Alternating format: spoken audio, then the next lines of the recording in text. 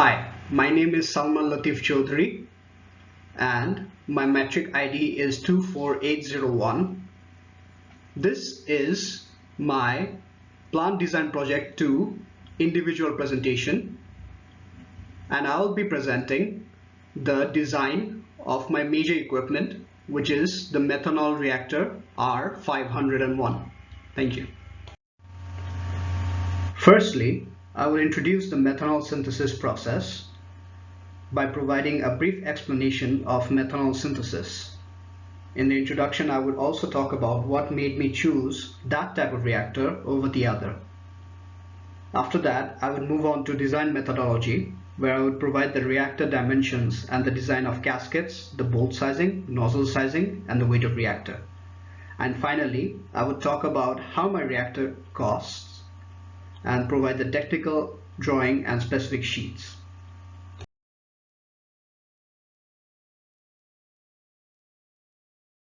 Methanol synthesis is the hydrogenation of carbon dioxide and carbon monoxide over copper oxide and zinc oxide catalysts. According to theory, it usually takes about 7,500 kilopascals and 155 degrees Celsius. It is much easier to convert carbon monoxide.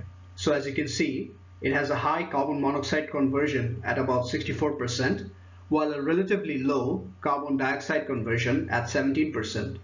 It's shown in this table to the left. While selecting the reactor, I've considered two types of reactor. One is the fixed bed and the other is the fluidized bed reactor. Fixed bed catalyst reactors have high conversions and they have low maintenance and operating costs. And even though fluidized bed reactors have better heat transfer throughout, I believe we would be able to contain the temperature through the use of cooling jackets. So that is why I have gone with the fixed bed reactor. From this slide, we can see the operating conditions from our icon simulation. Most of the carbon monoxide is converted to methanol and it leaves some amount of carbon dioxide. Since we have provided hydrogen in excess, 1/5 of the hydrogen goes unreacted.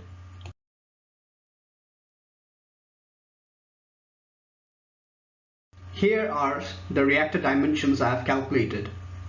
The reactor has a height of 5.633 meters with an inner diameter of 1.376 meters and an outer diameter of 1.47 meters. That being said, the reactor would need 4,614 kilograms of copper oxide and zinc oxide catalyst. This slide shows a sample calculation in which I have calculated the height of the reactor. I have first calculated the reactor head height, HE, and taking that, I have used that height to find out the cylindrical height of the vessel, and I have added them up. While taking account maintenance and safety, the reactor height comes out to be 5.633 meters. This slide shows the gasket design. The gasket has a diameter of 1.5 meters. To estimate bolt size, the bolts of various sizes were chosen from Table 10 of Mechanical Design of Process Equipment Data Handbook. That table is shown on the right hand side. I have chosen 13 millimeter as the bolt diameter and I have chosen the number of bolts to be 88. To find out the weight of the reactor, I have first calculated the weight of the shell, which comes out to 187,789 kilograms. And then I have calculated the fluid inside the reactor. I have added these two values up and the total weight of the reactor is 192,480 kilograms. I have found the nozzle thickness to be around 0.0477 meters, while the dead weight stress to be 0.176 megapascals.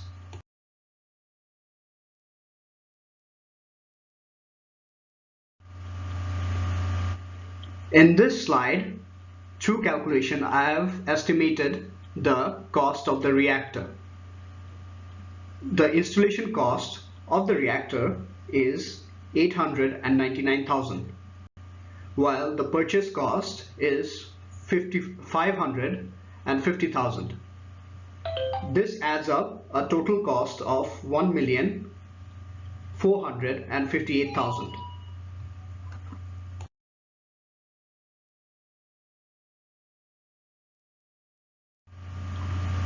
Here is the reactor technical drawing. I have provided the height, the inner diameter and the outer diameter.